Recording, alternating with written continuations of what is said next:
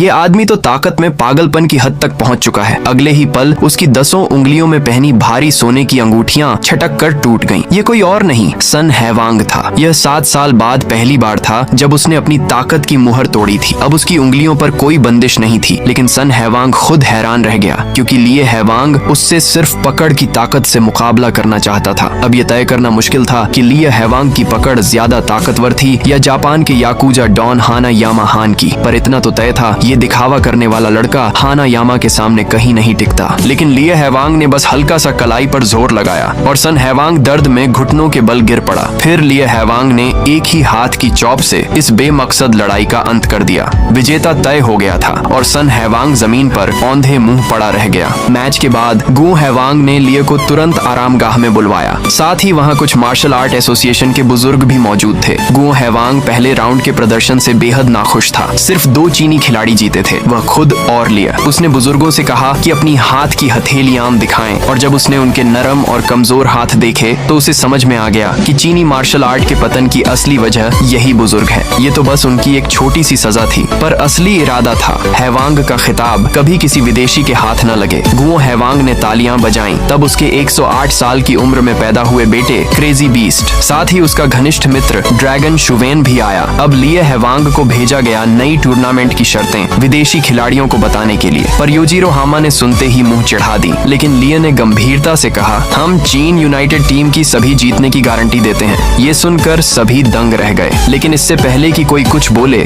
योजीरो ने सबकी तरफ से यह चुनौती स्वीकार कर ली। उसके लिए तो 1 बनाम 5 भी कोई बड़ी बात नहीं थी। अब दोनों टीमों के खिलाड़ी मंच पर आमने सामने खड़े थे। मैच शुरू होने से पहले भी योजीरो ने गु हैवांग को काफी ताना मारा। उसकी कड़वी हंसी पूरी एरिना में गूंज रही थी, लेकिन जीतने की चाह में वह चाहता था कि बाकी हामा भी इस टूर्नामेंट में शामिल हो। हालांकि बाकी उससे नफरत करता था, पर इस लड़ाई को लेकर दोनों की सोच एक थी और इस तरह बनी एक ओवरसीज ओनल स्टार टीम।